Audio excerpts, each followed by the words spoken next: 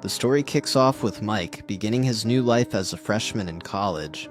His roommate, Kurt, introduces himself to Mike's father, John, and offers to grab him some food. Hungry? But Mike turns him down, since he doesn't want to spend an extra minute with his dad.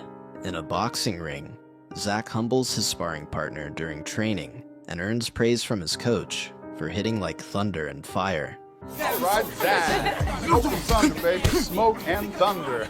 The coach tells him that his next opponent has backed out, but they've lined up someone else who is a fighter named Ortega with a 4-3 record. One of Zach's coaches thinks it's a bad matchup. They have only 3 weeks to prepare, and they know nothing about Ortega, but Zach shrugs it off and figures that, with his 5-0 record, it'll be a walk in the park. The guy's 4-3, I'm 5-0. Elsewhere, Tim drives home after his part-time shift and finds his mom looking troubled. When he asks what's wrong, she tries to play it cool, but after he gives her the look, she opens up about their tight financial situation.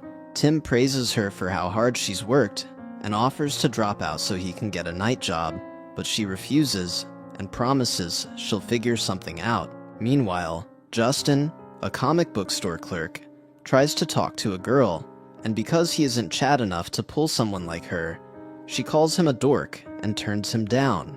Back in Mike's room, he declines a call from his dad and shows Kurt a ring fight video posted by a hacker on the college server.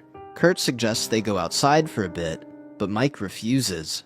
When Kurt presses him, Mike opens up about his dad and makes Kurt promise not to tell a soul. Later, he follows Kurt to a house party where he's dared to get Eve's number.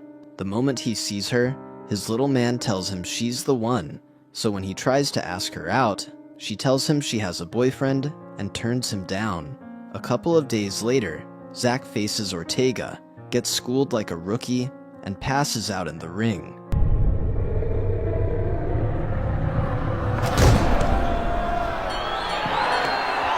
One night, after closing up, Justin spots Case training Tim not far from the shop. On his way home, he's ambushed by a couple of men who beat him up, and because of watching too many Andrew Tate videos, he gets stabbed when he tries to fight back.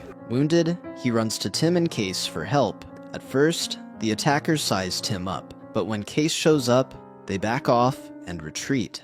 Time passes, and Mike meets with Max, the secret organizer of the Beatdown event. Max briefs him on how it works and asks him to join the tournament and to help recruit some players, but Mike says he'll think about it. After his defeat, Zach visits an optician and learns that the retina in his left eye is partially detached, and he's warned to stay out of the ring if he wants to keep his eyesight.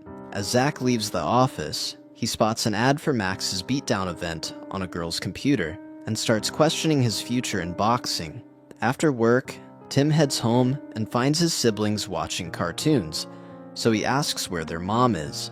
Later that night, he goes to a nightclub and is shocked to see his mom dressed as a stripper. But before he can say anything, she tells him they need the money and sends him home.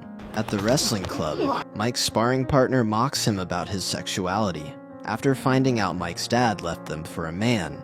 And because Mike's straight as hell, he snaps and hits him. But when the coach tries to break it up, Mike punches him too, and is banned from ever setting foot in the gym again. That's it! You're done for the day! After thinking over Max's offer, Mike heads to Max's room, and on the way, he runs into Zach. When Max sees Zach asking to join the tournament, he's surprised Zach even knew about it, but Zach says Max wasn't hard to find, since the comment sections pointed him in the right direction.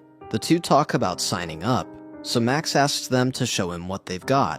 While they spar in his room, Max sees potential, but notices they're not well-rounded fighters. He tells them they need to learn from someone who excels in all areas. He gives them a name, Case Walker, a former collegiate wrestler, Kyokushin black belt, and jiu-jitsu practitioner who trained in Brazil. Max says Case can teach them everything he knows, but only if he agrees to take them in. The boys wonder why they've never heard of Case if he's that good. Max assures them he's legit and points them to Case's dojo. They go to Case's dojo and see him training with Tim and Justin. When Case notices them, He asks what they want. They tell him they want to be his students and that Max sent them. Case tells them to piss off, calling them spineless chihuahuas. But since Mike has anger issues like a spoiled microwave, he talks back, and Zach decides to stay and back him up. Seeing their courage, Case changes his mind. He agrees to train them, but on 2 conditions. They have to pay him, and they have to clean his house. For starters, Case tells them he trains every student differently, based on their needs. He sizes them up, reads their strengths, and starts giving orders. He tells Zach to do 50 sprawls and front kicks. Zach tries to object, but Case cuts him off and tells him to do as he's told or leave. Then he bumps up the reps by 2 and puts Tim in charge of Zach's drills. Next, Case demonstrates how to punch through a piece of paper and asks Mike to recreate it. As the training begins, Mike spends the whole day trying and failing, but keeps at it until Case finally sends him home, telling him to come back the next day with another book. And you owe me a new composition notebook. Black. Weeks go by, and as the boys get used to the grueling schedule, they start to improve. Meanwhile, Max notices that ticket sales for Beatdown are still weak, so he comes up with a plan. On the day he's supposed to meet with Case, the boys get into an argument. Justin floors Zach for insulting his mom. When Max arrives, he sees them going at it and sees it as team bonding. Justin tries to take another swing at Zach, but the others stop him. Max, who has no sense of privacy, pulls Case aside to pitch him an idea, make some cash, and boost ticket sales by putting Case in the spotlight. Case agrees. They set up a pro-am fight night at a strip club, where contenders win $100 if they can last a minute in the ring with Case. The plan works so well that people flock to the event, hyped to see Case in action. One night, Eve shows up, and Mike is stunned to learn she's Zach's girlfriend. She stays to hang out, but when a stripper greets Zach, Justin jokes and asks if she's Tim's mom. Speaking of moms, Eve tries to break the ice with Mike by asking how his mom is doing, given what happened with his dad. The sensitive topic sets Mike off, and in his anger, he challenges Case to a fight in the ring. Instead of stopping him, Max records the match, hoping to use it for more traction. Mike, fueled by rage, goes after Case. Case warns him to control his anger, but Mike doesn't listen. He punches Case mid-speech. Case swiftly pins him down and tells him to tap out or risk a broken shoulder. Mike refuses, faced with a choice: injure his student or lose $100. Case chooses to lose the money. After that night, Justin has a change of heart and shaves his head. The next day, cops show up at Case's place and order him to leave the area.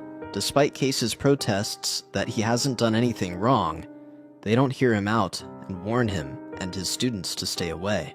Later, Justin arrives and hears what happened. Seeing the team's concern, he points out that Mike caused Case's only loss. He talks some sense into them, and they regret letting Mike step into the ring. Feeling guilty, they try to apologize to Case, but he shuts them down and tells them to leave, since their dojo is officially closed. The boys brainstorm for a new training spot, and Tim leads them to an abandoned old delivery warehouse. After checking it out, they agree to make it their new base. Not long after, Eve shows up and helps them clean up the place. She tries to lighten the mood, teasing Mike about his dad's orientation, and even jokes that Mike might be gay too. Mike tries to bluff about his body count, but she sees right through his small D energy and playfully calls him out. How many girls have you slept with? I don't know who the hell keeps count. A bit later, Zach returns with boxing equipment he borrowed from Frankie, his old coach. Once they finish setting up the place, they call Case over to check out the new dojo they got for him. He walks around, taking it in, and spots a sandbag that Max provided. Max, showing off his old skills, gives it a kick that shifts it sideways. Case steps in, demonstrates a proper kick, and tells them to get back to training. He teaches them different submission techniques, and they go through various workouts. Day after day, they practice hard and start to become well-versed in mixed martial arts. One day, they're surprised to see Lyoto Mashida, the popular light heavyweight champion. Sparring with Case, they find out that Case used to train with him back in Brazil. Curious, they wonder why Case isn't more famous, and suspect it might be because he went to prison. Tim fills them in that Case only served 2 years, thanks to good behavior. After Lyoto leaves, the guys get ready for that day's session, but their curiosity about Case's past lingers. Justin starts goofing around, throwing out ridiculous reasons for why Case might have gone to prison. Mike teases him back. Justin, not one to let things slide, gets even by bringing up how close Mike is to Eve.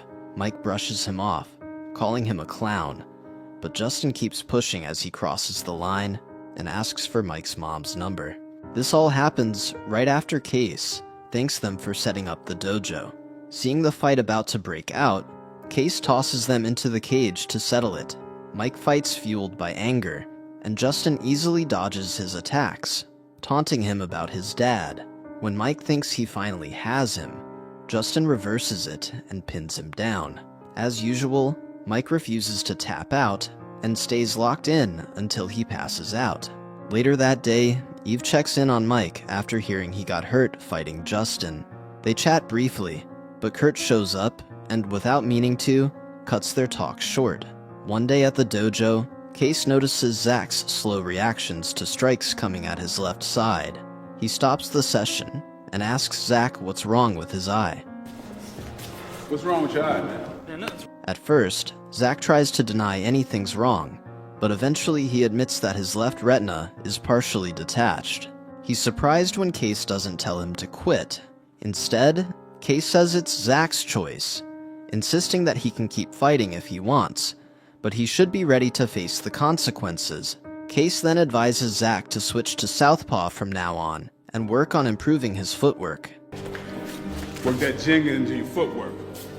Meanwhile, while waiting for his mom outside the club, Tim spots a man attacking people and steps in and takes the guy down.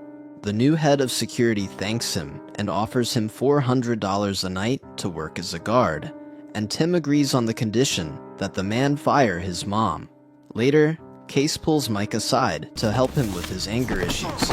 He explains that fighting with anger narrows the mind and makes him sloppy. Instead, Case teaches Mike to turn the tables, rile up his opponent, and use their anger against them.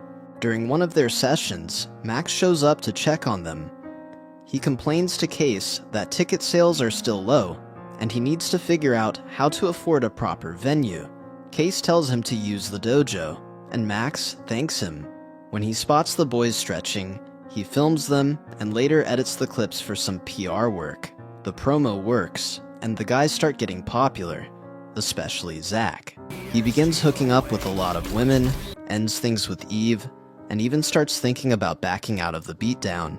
Everything seems to be going their way, and Max finally hits his target ticket numbers. Later at the club, Mike tries to talk Zach out of quitting, but Zach says he doesn't see the point in risking his eyesight anymore, since he'd rather use what's left of it to find a ladies' bean and improve his head game. That same stripper from before shows up to greet Zach, and when she asks about Eve, Zach tells her they broke up, so she goes with him to the champagne room and gets dickmatized like never before. Later on, Justin sets a trap for the bullies who stabbed him before. When they take the bait, he takes them all on at once and easily beats them, finally getting payback for what they did to him. Excited, he rushes off to tell Case about it, but instead of praise, Case sends him away and warns Justin that getting mixed up in street fights could land him in prison for a crime he didn't commit, just like what happened to him. Realizing Justin might be a lost cause, Case expels him from the dojo. Get out of here. Well, no, come on. What do you mean? No. Get out of here, Justin. Meanwhile, Mike goes on a date with Eve. When his dad calls, he declines it, and even when Eve encourages him to talk things out with his father, Mike refuses. He explains that it's not his dad's sexuality that upsets him, it's the fact that his dad left them for someone else. Another call comes in, and he tells her it's about the beatdown, so she curiously asks him why he's in the tournament.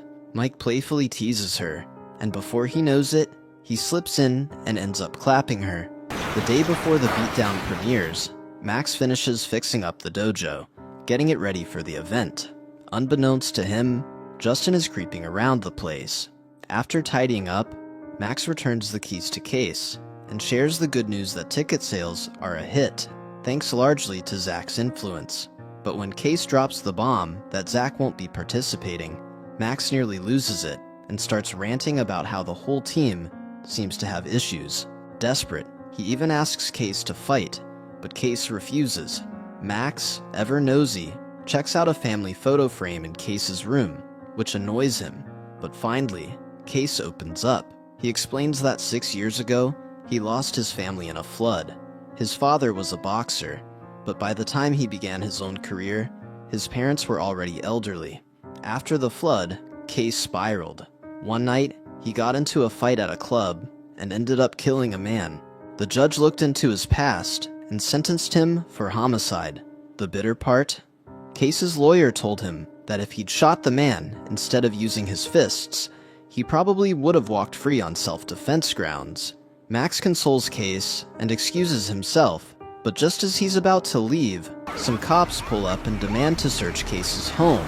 They handcuff him, and soon after, they emerge claiming to have found a gun in his house. Case instantly calls them out for planting it. The lead officer tries to hit him, but Case knocks him down with a kick. Another officer nearly draws his weapon, but a colleague stops him. The cops swarm him, but Case holds his own, flooring them all before jumping into Max's car. Max, clearly shaken, tells Case he recorded the whole incident and has already posted it online.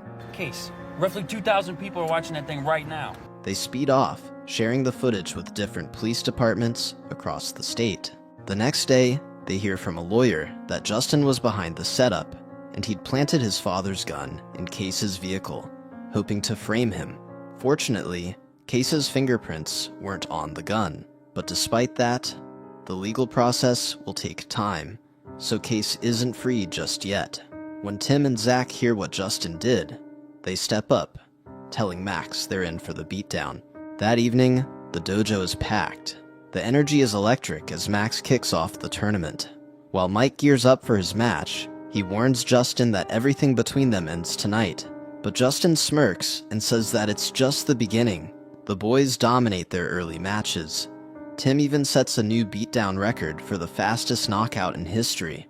As Mike readies for his next fight, Justin tries to provoke him, but Mike stays locked in and focused. Mike's next opponent is Martinez, a tough boxer who injures Mike's right leg during the fight. But Mike keeps his cool and wins by submission. As the tournament advances, Mike and Zach eventually face each other. Mike tries to apologize for doing Eve, but Zach brushes it off, urging him to focus on the bigger battle ahead. Before the bell, Zach asks Mike not to strike his bad eye. Mike agrees, asking him to avoid his injured leg. Watch the eye. The leg. The match is fierce, and they're evenly matched, trading blows and submissions. Meanwhile, in a dark corner of the venue, Justin ambushes Tim in the bathroom, smashing his knee with a metal baton and leaving him unable to compete. Back in the ring, Mike finally edges out Zach with a submission lock, and Zach nearly blacks out, making everyone fear for his vision, but he pulls through. With Tim out, the final match is set. It's Mike versus Justin. Case shows up just in time, watching as Mike steps into the ring to face his ultimate test. The boys start trading blows, and at first, Mike has the upper hand, but Justin keeps targeting Mike's left leg, mistakenly thinking it's the injured one. Both fighters try to lock in submissions, but they're equally tough and refuse to quit. Although Mike lands several hard hits on Justin, the first round ends with both still standing. During the break, Mike spots Case and congratulates him on being there. He asks for advice, and Case tells him not to be too predictable with his moves, and since he has baited Justin, he should finish him. The second round begins, and Justin doubles down, hammering Mike's left leg again and again.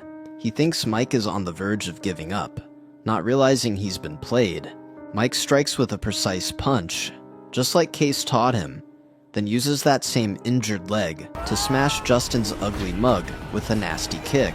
Seizing the moment, Mike rushes him, takes him down, and despite Justin's last-ditch efforts, locks in a submission hold and snaps his shoulder, winning the fight. As Mike celebrates, Justin tries to pull a fast one from behind, but Mike, clearly watching too much Roman Reigns, drops him with a Superman punch, knocking him out cold and ending it for good. The crowd erupts. Eve runs to Mike and kisses him as everyone cheers his hard-fought victory. Meanwhile, Case gets handed a phone. John McCarthy is on the line, asking if he is ready to return to MMA, and Case gives him a firm, "I'm ready." Finally, Mike answers his father's call and agrees to talk things out.